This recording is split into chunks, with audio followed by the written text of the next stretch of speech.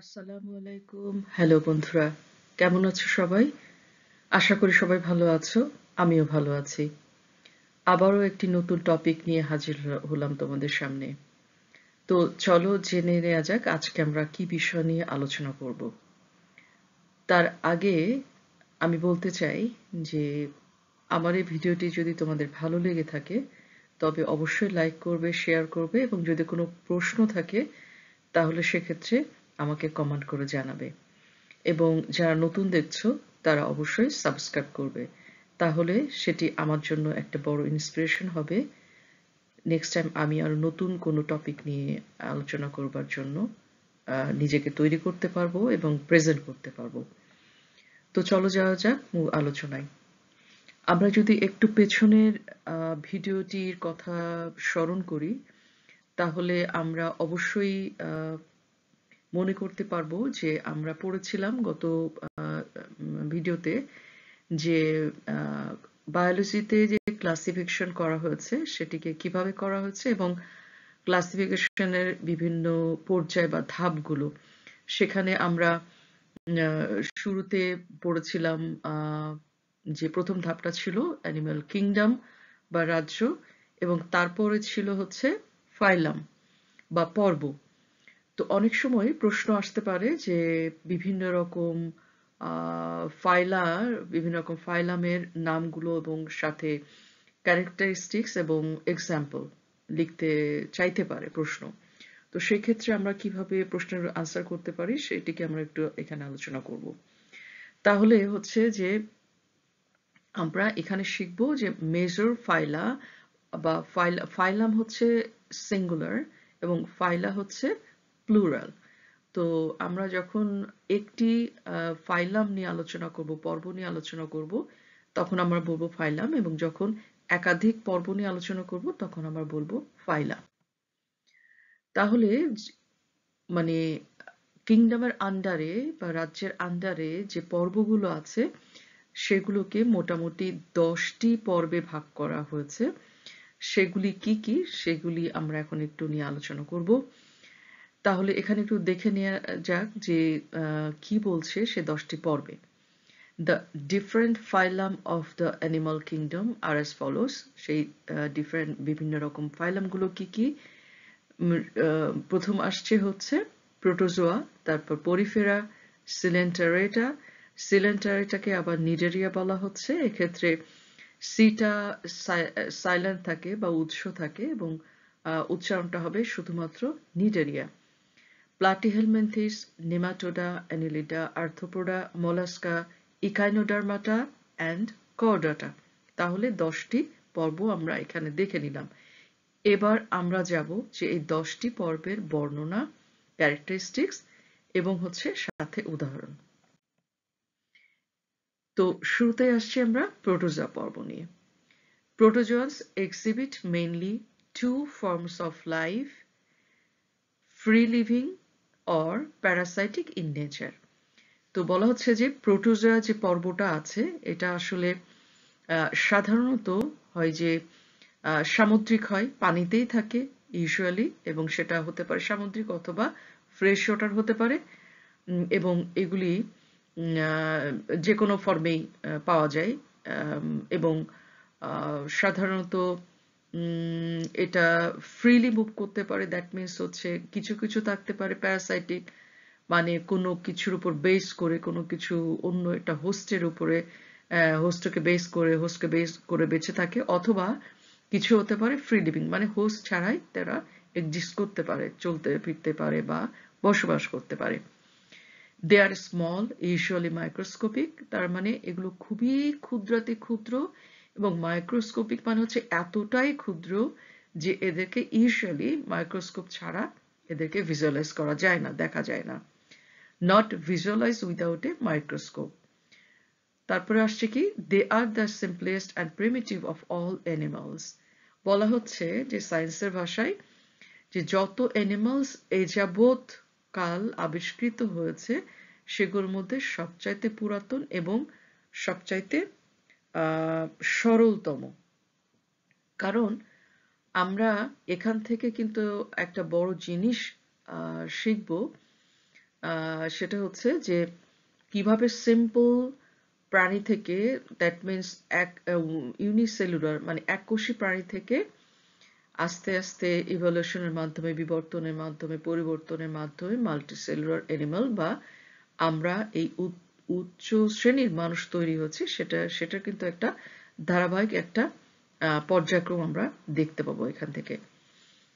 তাহলে হচ্ছে যে এই প্রোটোজোয়ানটা হচ্ছে অ্যানিমাল কিংডমের মধ্যে সবচাইতে পুরাতন এবং সবচাইতে সিম্পল, দ্যাট মিনস এরা কিন্তু এককোষী, এদেরকে এককোষী বলা হয়। তাহলে এটা এককোষী এবং simple. The body is unicellular, মানে একটু আগে যেটা বললাম যে এককোষী প্রাণী, মানে একটা কোষই, পুরো প্রাণীটাই হচ্ছে একটা কোষ। যেমন আমাদের শরীর হচ্ছে, আমরা হচ্ছে মাল্টিসেলুলার, আমাদের শরীর হচ্ছে অনেক million billion billion billion cell নিয়ে একত্রে একটা বডি ফর্ম করেছে। কিন্তু এদের ক্ষেত্রে হচ্ছে একটি সেলই কিন্তু একটি প্রাণী। তার মানে এখানে আমরা যদি এক্সাম্পলের দিকে তাকাই, আমরা দেখতে পাবো অ্যামিবা। অ্যামিবা হচ্ছে ক্ষুদ্রাতি ক্ষুদ্র এককোষী প্রাণী এবং হচ্ছে এটা মাইক্রোস্কোপ ছাড়া দেখা যায় না, এবং এই একটি সেলই হচ্ছে একটি প্রাণী বা অ্যামিবা। তারপরে আসছে পরিফেরা। অ্যামিবার পরে, প্রোটোজোয়ার পরে আসছে Porifera. Porifera means organisms with holes, মানে হচ্ছে এই অর্গানিজম বা এই প্রাণীটি হচ্ছে অনেক ছিদ্র বহুল। আমরা যদি এখানে এক্সাম্পলের দিকে তাকাই তাহলে দেখতে পাবো যে স্পঞ্জিলা।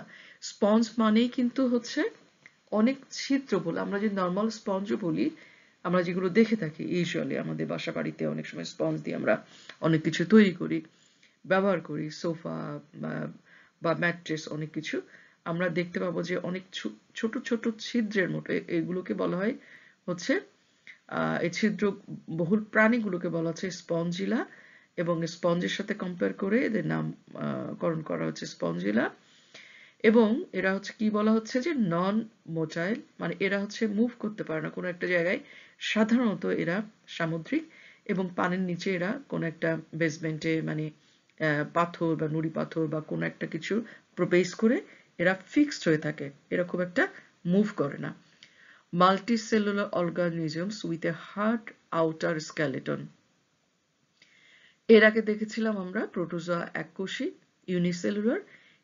এই পরিফেরা পর্ব থেকে হচ্ছে অর্গানিজমগুলো মোটামুটিভাবে মাল্টিসেলুলার এবং with a hard outer skeleton, মানে হচ্ছে যে এদের যে বাহিরের যে ত্বক আছে, সেই ত্বকটি কিন্তু নর্মাল ত্বকের মতো না, আমাদের মতো না।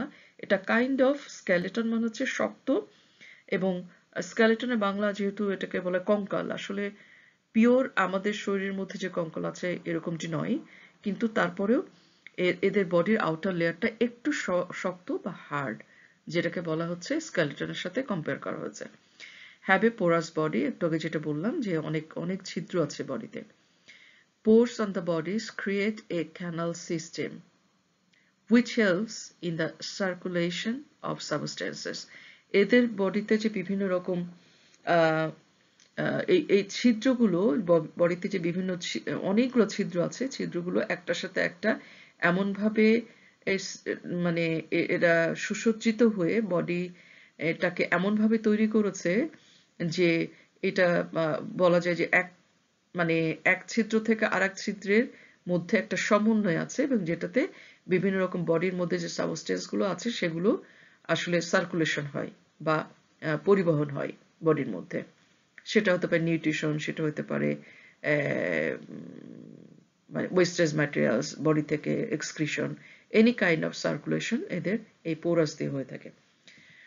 Not differentiated into head and tail, বলছে যে এমন আমাদের ক্ষেত্রে যদি বলি যে আমাদের উন্নত শ্রেণীর প্রাণীর হচ্ছে মাথা আলাদা, বডি আলাদা, পা আলাদা, একেবারে ডিফারেন্সিয়েটেড আমরা তিনটা অংশে। কিন্তু এদের ক্ষেত্রে যেহেতু মানে একটি হলো লাইক স্ট্রাকচার, এখানে কিন্তু ডিফারেন্সিয়েটেড মানে আলাদা, একেবারে সেপারেটেড হেড বা টেল দুটো অংশ কিন্তু আলাদা নয়। Do not have a well developed organ or organ system, তার মানে হচ্ছে যে আমাদের উন্নত শ্রেণীর প্রাণীতে যেমন ওয়েল ডেভেলপড অর্গান আছে, মানে মাথা আলাদা, চোখ আলাদা, কান আলাদা, গলা, বডি, হাত আলাদা, পা আলাদা, এদের ক্ষেত্রে এরকম কিছু নয়, বিকজ অফ এরা উন্নত শ্রেণীর প্রাণী নয়, তাই এদের বডিটা টোটালি একটা হলো লাইক স্ট্রাকচার, প্রচুর পোরাস আছে, ছিদ্র আছে, এবং এই ছিদ্রগুলো কিন্তু ওদের লাইফে একটা মেজর রোল প্লে করে থাকে, যেটা সার্কুলেশনে অংশগ্রহণ করে। উদাহরণ হচ্ছে স্পঞ্জিলা। তারপরে আসছি সিলেন্টারেটা বা Cnidaria. The term Coelenterata is derived from the Greek word koilos, which means hollow-bellied. মানে হচ্ছে আমরা যদি ছবির দিকে তাকাই এক নজরে, হাইড্রা এটা সামুদ্রিক একটা খুবই ক্ষুদ্রাতি ক্ষুদ্র প্রাণী। তো এই যে সিলেন্টারেটা শব্দটা এসছে বেসিক্যালি গ্রিক শব্দটা কোইলোস থেকে বা কিলোস থেকে। এটার অর্থ হচ্ছে একটা হলো লাইক স্ট্রাকচার, মানে হচ্ছে একটা টিউবের মতো। আমরা যদি ছবির দিকে তাকাই তাহলে দেখতে পাবো যে এটা হচ্ছে ক্ষুদ্রাতি ক্ষুদ্র একটি প্রাণী, এবং এটা হলো বা টিউবের মতো দেখতে। হ্যাভ এ হলো বডি ক্যাভিটি, আমরা দেখলাম যে এখানে একটা বডি ক্যাভিটি হলো লাইক একটা টিউবের মতো। The body is differentiated into two ends. আগের পর্বে আমরা দেখেছিলাম যে পরিফেরাতে কোনো রকম আলাদা ডিফারেন্সিয়েটেড বডি স্ট্রাকচার নেই, বা মাথা বা বডির অন্যান্য অংশ নেই, কিন্তু হাইড্রাতে বা এই সিলিন্ডারতে আমরা এই পর্বে দেখতে পাচ্ছি, এই পর্বে প্রাণীদের কিন্তু একেবারে ডিফারেন্সিয়েটেড মাথা এবং লেজের অংশ কিন্তু একেবারেই ডিফারেন্সিয়েটেড বা সুস্পষ্ট বলা যায় আর কি, একেবারে আলাদা। হাইড্রাস, আর এখানে আমরা উদাহরণ দিয়েছি Hydra. Hydra has 1 to 12 tentacles surrounding its mouth. এই যে আমরা দেখতে পাচ্ছি হেড রিজন, হেড রিজনের চারপাশে এরকম সুতার মতো স্ট্রাকচার, এগুলোকে বলা হচ্ছে টেন্টাকলস। এগুলোর সংখ্যা হতে পারে 1 to 12, মানে 1 থেকে 12 মতো সংখ্যায় টেন্টাকলস থাকতে পারে। এগুলো হচ্ছে এদের একটি unique characteristics. Have the characteristic coelenteron or the gastrovascular cavity. বলছে যে এদের এই যে হাইড্রার বডি, মানে হাইড্রা মানে হচ্ছে সিলেন্টারেটা পর্বে যে প্রাণীগুলো আছে, যেহেতু এদের বডি একটি হলো লাইক স্ট্রাকচার, মানে একটা টিউবের মতো, সো এটাকে বলা হচ্ছে গ্যাস্ট্রোভাস্কুলার ক্যাভিটি বা সিলেন্টেরন। এই বডিকে বলা হচ্ছে সিলেন্টেরন। এদের ক্ষেত্রে এই সিলেন্টেরন থাকে, এটার স্পেশাল ক্যারেক্টারিস্টিক্স, এবং এই ক্যাভিটির মাধ্যমেই এরা এদের পুষ্টি মানে যাবতীয় এটাকে বলা হচ্ছে ডাইজেশন বা এক্সক্রিশন, এভরিথিং কিন্তু এই বডি ক্যাভিটির মধ্য দিয়ে হয়ে থাকে, যেটাকে বলা হচ্ছে সিলেন্টেরন। এরপরে আসছে Platyhelminthes. Platyhelminthes are commonly known as flat worm. আমরা জানি, আমরা ছবিতে দেখছি ফ্ল্যাট ওয়ার্ম, এটি একটি আসলে ওয়ার্ম, মানে কি বলে এটাকে, কৃমি, বাংলা যেটা বলা হয় কৃমি। ফ্ল্যাট মানে চ্যাপ্টা কৃমি যেটা বলা হয়। তো পরিপূর্ণভাবে চ্যাপ্টা দেখি আমরা এখানে ছবিতেও বুঝতে পারছি। ডরসো ভেন্ট্রালি ফ্ল্যাটেন্ড বডি মানে হচ্ছে এটা উপর নিচ মানে একদম যেমন একটি কাগজ যদি বলি তাহলে কাগজের হচ্ছে চ্যাপ্টা, এটি ডরসো ভেন্ট্রালি ফ্ল্যাটেন চ্যাপ্টা, দুই পাশটা চ্যাপ্টা, এই ফ্ল্যাট ওয়ার্মগুলো ঠিক এমনটাই। Complex and have differentiated body structure, মানে এর আগে সিলেন্টেরন পর্যন্ত ছিল একটু simple kind of structure, body structure, but এই ক্ষেত্রে প্লাটিহেলমিনথিস থেকে একটু কমপ্লেক্স বডি তৈরি হচ্ছে এদের ক্ষেত্রে। Tissues are differentiated from 3 layers of cells and are triploblastic. মানে হচ্ছে কেন বলা হচ্ছে একটু কমপ্লেক্স, বিকজ অফ এদের যখন এমব্রায়োনিক স্টেজ থাকে তখন থেকে বডি যখন ফর্ম করে ওই সময় এদের সেল লেয়ারটা থাকে 3টা।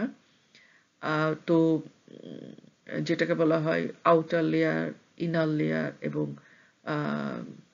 ইনার লেয়ার, আউটার লেয়ার এবং middle layer, ectoderm, endoderm and mesoderm, 3টা লেয়ার থাকে, যার কারণে এদেরকে বলা হচ্ছে ট্রিপ্লোব্লাস্টিক। ট্রিপ্লো মানে হচ্ছে ট্রাই মানে 3, সো ওখান থেকে এসছে ট্রিপ্লোব্লাস্টিক, মানে এদের হচ্ছে ভ্রূণ লেভেলের এদের সেল ওয়াল থাকে 3টি লেভেলে। তিনটি লেয়ারে। Do not have a true internal cavity or coelom, এদের ক্ষেত্রে কিন্তু ট্রু সিলম যেটা আমরা আগে দেখেছি সিলেন্টারেটার ক্ষেত্রে, কিন্তু এখানে এদের ক্ষেত্রে কিন্তু ট্রু সিলমটা থাকে না। হ্যাভ বাইলেটারাল সিমেট্রি, এটি একটি মজার বৈশিষ্ট্য, সেটি হচ্ছে যে হ্যাভ বাইলেটারাল সিমেট্রি বলতে যেটা বোঝায়, আমি যদি এক্সাম্পল দিয়ে বলি আমাদের ক্ষেত্রে, যে আমাদেরকে যদি মাথা থেকে পা পর্যন্ত একটি করাত দিয়ে কাটা যায় সামনাসামনি রেখে, ঠিক মাঝখান দিয়ে কাটা যায়, তাহলে আমাদের দুইটা বডির দুইটা পার্টে কিন্তু একেবারে সমানভাবে ডিস্ট্রিবিউটেড থাকবে।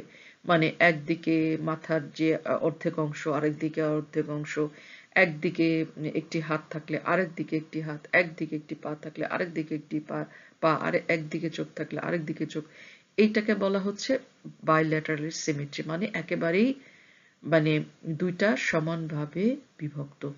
সো এই ট্যাপওয়ার্ম বা ফ্ল্যাটওয়ার্মের ক্ষেত্রেও কিন্তু এরা কিন্তু এই প্লাটিহেলমিনথেসকেও যদি মাঝখান থেকে ডিভাইড করা যায়, কেটে ফেলা যায়, তাহলেও কিন্তু মানে দুইটি সমান অংশ দেখা যাবে বা পাওয়া যাবে। এই জন্য বলা হচ্ছে bilaterally symmetry. Either free living or parasitic, যেমন এদের ক্ষেত্রে এদের হ্যাবিটেট দেখা যায় যে এরা কোনো সময় ফ্রিলি সুইম করে, মানে ফ্রিলি ঘুরে বেড়ায়, অথবা কিছু থাকে প্যারাসাইটিক, মানে কোনো একটা হোস্টের বডিতে তারা প্যারাসাইটিক হিসাবে, পরজীবী হিসাবে তারা বেঁচে থাকে। যেমন লিভার ফ্লুক্স, মানে হচ্ছে যে অনেক সময় যকৃতে বা লিভারে যে ছোট ছোট ওয়ার্ম হয়, ক্রিমের মতো হয়, সেগুলোকে বলা হচ্ছে লিভার ফ্লুক্স। অথবা প্ল্যানারিয়া, যেগুলো ফ্রি লিভিং থাকে সমুদ্রে বা পানিতে, যেগুলো থাকে সেগুলো বলা হচ্ছে প্ল্যানারিয়া, তাদের ক্ষেত্রে কোনো হোস্ট লাগে না। এরপর আসছে নেমাটোডা। ফাইলাম হচ্ছে Nematoda. Phylum Nematoda consist of nematodes or round worms, মানে হচ্ছে আমরা ছবিতে যদি দেখি এগুলোকে বলা হচ্ছে গোল কৃমি। ঠিক আছে, তো নেমাটোডস হ্যাভ এ সিলিন্ড্রিক্যাল বডি, মানে নেমাটোডা গোল কৃমির বডি কিন্তু সিলিন্ডারের মতো, এই জন্য সিলিন্ড্রিক্যাল বলা হচ্ছে। বাইলেটারালি সিমেট্রিক্যাল অ্যান্ড ট্রিপ্লোব্লাস্টিক, এদেরও হচ্ছে ভ্রূণ অবস্থায় যে সেল ওয়াল, সেই সেল ওয়ালটি তিনটি স্তরে বিভক্ত, এক্টোডার্ম, এন্ডোডার্ম, মেসোডার্ম, এবং এদের বডি যদি মাঝখান থেকে কাটা যায়, ডিভাইড করা যায়, তাহলেও কিন্তু দুটি সমান অংশ পাওয়া যাবে, এই জন্য বলা হচ্ছে bilaterally symmetrical. Have pseudocoelom a false body cavity, মানে হচ্ছে যে pseudo মানে false, coelom মানে তো আমরা বডি ক্যাভিটি একটু আগে জেনেছি, তার মানে এদের যে বডি ক্যাভিটিটা, এই বডি ক্যাভিটিটা হচ্ছে পিওর সিলোম নয়, মানে বডি ক্যাভিটিটা ঠিক সিলিন্ডারটার মতো সিলোম নয়, বাট এটা ফলস, মানে কাইন্ড অফ সিলোমের মতো, বাট পিওর সিলোম নয়, এরকম একটি বডি ক্যাভিটি এদের দেখা যায়। Parasitic and causes diseases such as elephantiasis, ascariasis, বলছে যে এরা ইউজুয়ালি সাধারণত প্যারাসাইটিক হয়, পরজীবী হয়, এবং এই ওয়ার্মগুলো তোমার অনেক ধরনের রোগ তৈরি করে। তার মধ্যে একটি হচ্ছে এলিফ্যান্টাইসিস। সাধারণত আফ্রিকানদের মধ্যে এই এলিফ্যান্টাইসিস, এই ডিজিজটা দেখা যায় হঠাৎ করে, যেটাকে বাংলায় বলা হয় গোদ রোগ বা এরকম বলা হয় আর কি, যে অনেকের পা অস্বাভাবিক রকম ফুলে যায়, বড় হয়ে যায়, কাইন্ড অফ লাইক হাতির মতো হয়ে যায়। তো এই ডিজিজটার কারণ কিন্তু এই ওয়ার্ম, এই কৃমি কিন্তু। ঠিক আছে, অ্যাসকারিয়াসিস হচ্ছে আরেক ধরনের প্যারাসাইটিক নেমাটোডস, এবং এগুলোর কারণে এগুলো ইনফেক্টেড হয়, মানুষ ইনফেক্টেড হয়, পেটে অনেক সময় ইনফেকশন হয়। তো এটা ইনফেকশন হলে মানুষের ডায়রিয়া হতে পারে, বা অনেক সময় এই মানে অ্যাসক্যারিস কিন্তু, এই ধরনের কৃমি কিন্তু মানুষের হার্ট লাংকেও এফেক্ট করতে পারে। সেক্ষেত্রে মানুষের জীবন একদম খুবই ঝুঁকিপূর্ণ হয়ে যায়। তো তাহলে দেখলাম যে আমরা এই নেমাটোডস ইউজুয়ালি প্যারাসাইটিক বা পরজীবী, যেটা বিভিন্ন রকমের রোগ সৃষ্টি করে থাকে। এরপরে পর্বটি আসছে অ্যানেলিডা। এটাকে বলা হচ্ছে আর্থওয়ার্ম বা অ্যানিলিডা। আমরা ইউজুয়ালি জানি যে annelids are commonly known as segmented or ringed worms, মানে যেটাকে আমরা বাংলায় বলি কেঁচো। তো এই কেঁচো have a segmented cylindrical body. আমরা যদি একটু ভিজুয়ালাইজ করি, তাহলে আমরা ইমাজিন করি, তাহলে দেখতে পাবো যে কেঁচোর বৈশিষ্ট্য কি, যে এটা একটা সিলিন্ডারের মতো লম্বা এবং বডিতে সেগমেন্ট আছে। কাছ থেকে কেউ যদি দেখে থাকো তাহলে দেখবে যে বডির এই সমস্ত জায়গায় একটা রিং এর মতো, মানে অনেকগুলো রিং পরপর সাজানো এরকম মনে হবে। The body is differentiated into head and tail. এদেরও সুনির্দিষ্ট মাথা এবং লেজ বা শেষ অংশ একেবারে আলাদা। Bilaterally symmetrical and triploblastic. এদের ক্ষেত্রে দেখা যায় যে মাঝখান থেকে যদি ডিভাইড করা যায় তাহলে দুটো সমান অংশে বিভক্ত হবে, এবং এদেরও ভ্রূণাবস্থায় সেল ওয়াল, বডি ওয়াল, তিনটা সেল ওয়াল থাকে, ectoderm, endoderm, mesoderm.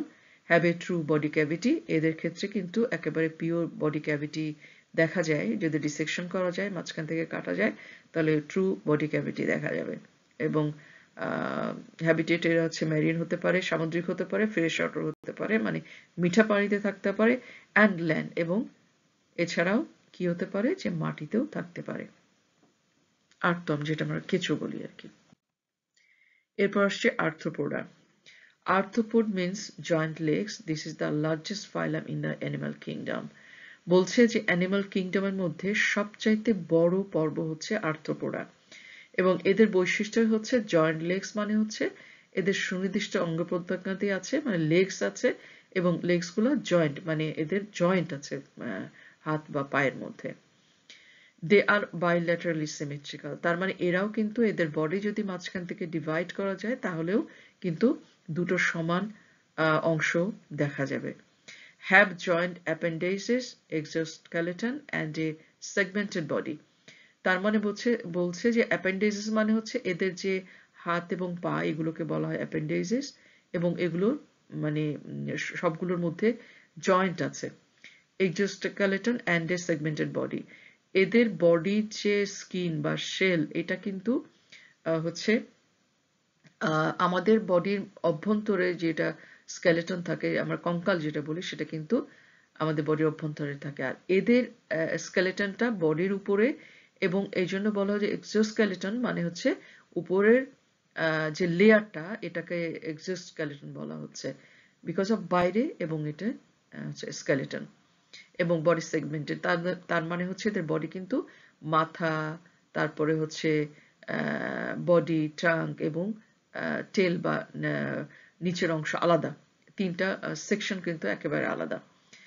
Have well differentiated organ and organ system, তার মানে এদের ক্ষেত্রে এই পর্ব থেকে শুরু হচ্ছে একটু উন্নত বা ডিফারেন্সিয়েটেড অর্গান, তার মানে স্পষ্টত এদের মাথা আছে, বডি আছে, এবং নিচের অংশ আছে, হাত আছে, পা আছে, একেবারে সুনির্দিষ্ট, সুস্পষ্ট। Have an open circulatory system but do not have differentiated blood vessels, মানে হচ্ছে এদের সার্কুলেটরি সিস্টেম আছে বাট এটা ওপেন। মানে আমাদের ক্ষেত্রে যেটা হচ্ছে এটা ক্লোজ সার্কুলেটরি সিস্টেম, মানে রক্ত সংবহনতন্ত্র বা সার্কুলেটরি সিস্টেম আমাদের ক্ষেত্রে ব্লক ক্লোজ, বাট এদের ক্ষেত্রে ওপেন বলা হয়। বিকজ আমাদের ক্ষেত্রে কেন এটা ক্লোজ বলা হয়, কারণ আমাদের হার্টের যে সার্কুলেশনটা হয় সেটা কিন্তু ওয়ান ওয়ে, মানে একদিক দিয়ে বের হয়, আরেক দিক দিয়ে ঢোকে। ব্লাড একদিক দিয়ে আমাদের হার্ট থেকে বের হয়, আরেক দিক দিয়ে ঢোকে। এটাকে বলা হচ্ছে ক্লোজ সার্কুলেটরি সিস্টেম, মানে কোনোভাবেই যে পথ দিয়ে যাবে ব্লাড সেই পথ দিয়ে আর ব্যাক করতে পারবে না। কিন্তু এই লোয়ার অ্যানিমেল মানে স্পাইডার বা আর্থ্রোপোডসের ক্ষেত্রে সার্কুলেটরি সিস্টেম আছে, কিন্তু এদেরটা ওপেন, তার মানে যে প্যাসেজ দিয়ে ব্লাড যায় সেই প্যাসেজ দিয়ে আবার ব্যাক করতে পারে। But do not have differentiated blood vessels, মানে আমাদের ক্ষেত্রে যেমন শিরা উপশিরা একেবারে আলাদা আলাদা ডিফারেন্সিয়েটেড আছে, ওদের ক্ষেত্রে সেরকম নেই। এরপর আসছে Mollusca. Phylum Mollusca consist of a large group of animal. Mollusca animal কিংডমের যে পর্বগুলো আছে সেগুলোর মধ্যে একটি অন্যতম বড় পর্ব। এদের এদের এদের বৈশিষ্ট্যগুলো যদি আমরা দেখি তাহলে কি দেখতে পাবো, বাইল্যাটারালি সিমেট্রিক্যাল অ্যান্ড ট্রিপ্লোব্লাস্টিক। এদের ক্ষেত্রেও বডি হচ্ছে বা মাঝখান থেকে যদি কেটে আলাদা করা যায়, বিভক্ত করা যায়, তাহলে সমান দুটি অংশ পাওয়া যাবে।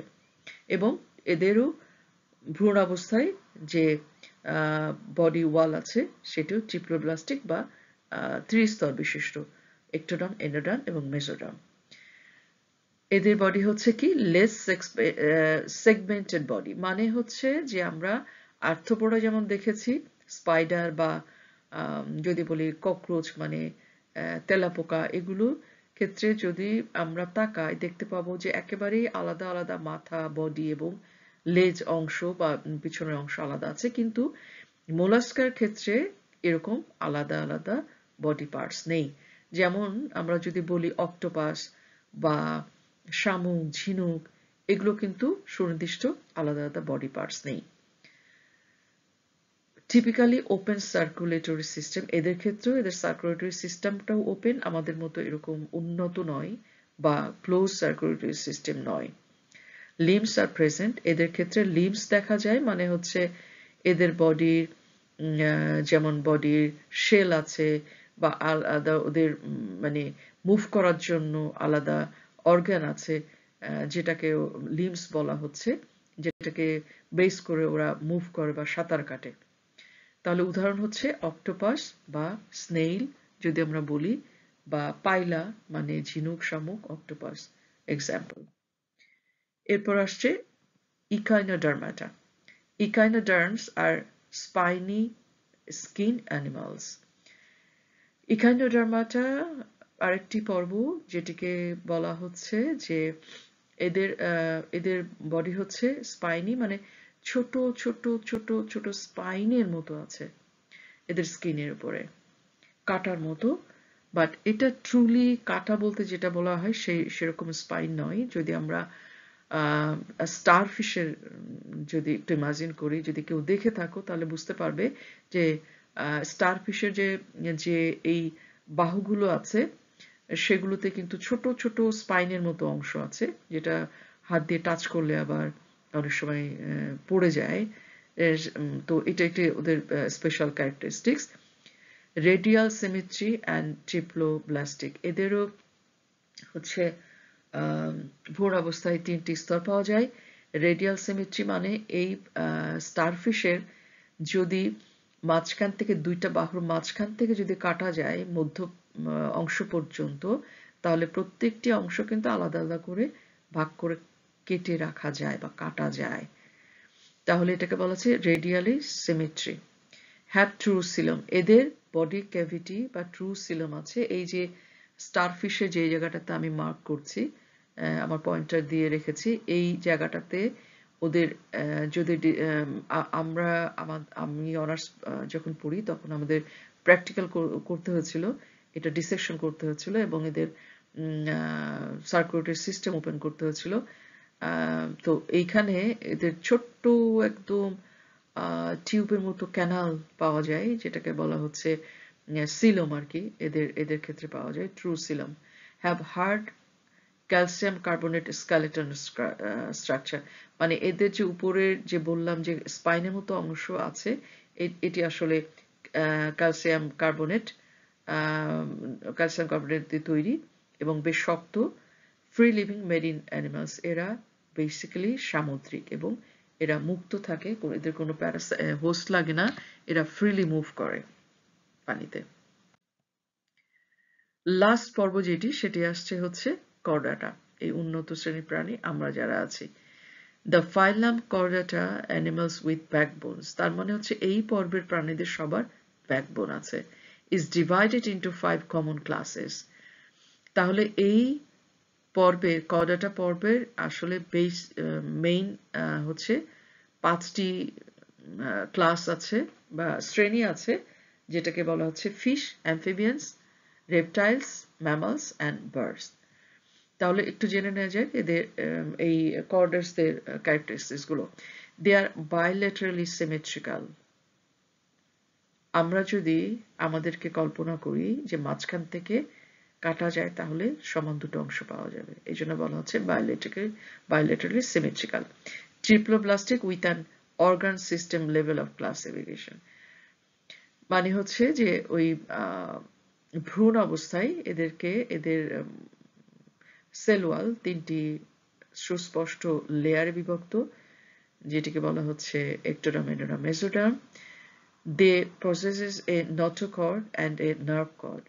আমাদের স্পাইনাল কর্ড যদি মানে ডিসেকশন করা যায় তাহলে দেখা যাবে স্পাইনাল কর্ডের উপর দিয়ে একটি, তোমরা খেয়াল করছো কিনা জানি না, একটা নার্ভের মতো অংশ থাকে, এটাকে বলা হচ্ছে নোটোকর্ড এবং সাথে নার্ভ কর্ডও থাকে। The circulatory system is closed type. একটু আগে যেটি বললাম আর কি, আমাদের circulatory system closed type. That means heart দিয়ে পাম্প করে ব্লাড গুলো যায় বডিতে, তারপর বডি থেকে আবার বিশুদ্ধ রক্ত যায় বডিতে এবং বডি থেকে ঘুরে আসে যখন, তখন দূষিত হয়ে কার্বন ডাই অক্সাইড এটা ব্লাডের সাথে মিশে হচ্ছে দূষিত হয়ে যায়, তখন এটি আবার ঘুরে আসে লাংস এবং হার্টে। তো এই জন্য বলা হচ্ছে এই ব্লাড কিন্তু আমাদের ওয়ান ওয়ে, মানে হচ্ছে একদিক থেকে যায় আরেক দিক থেকে ফিরে আসে, কিন্তু কখনোই সেম ওয়ে দিয়ে আবার ব্যাক করে না, যার জন্য বলা হচ্ছে ক্লোজ টাইপ সার্কুলেটরি সিস্টেম। তাহলে এই হচ্ছে আমাদের 10টি পর্ব কি কি জানলাম, 10টি পর্বের বৈশিষ্ট্য কি কি সেগুলি জানলাম এবং উদাহরণগুলো শিখবার চেষ্টা করলাম। যদি তোমাদের কোনো কোয়েশ্চেন থাকে তাহলে অবশ্যই আমাকে কমেন্টসে জানাবে, আমি পরবর্তী লেকচারে হয়তো তোমাদের তোমাদের কোয়েশ্চেন আনসার করব ইনশাল্লাহ। সবাই ভালো থাকবে, সুন্দর থাকবে, আবার দেখা হবে নেক্সট ভিডিওতে। আল্লাহ হাফেজ। Thank you very much.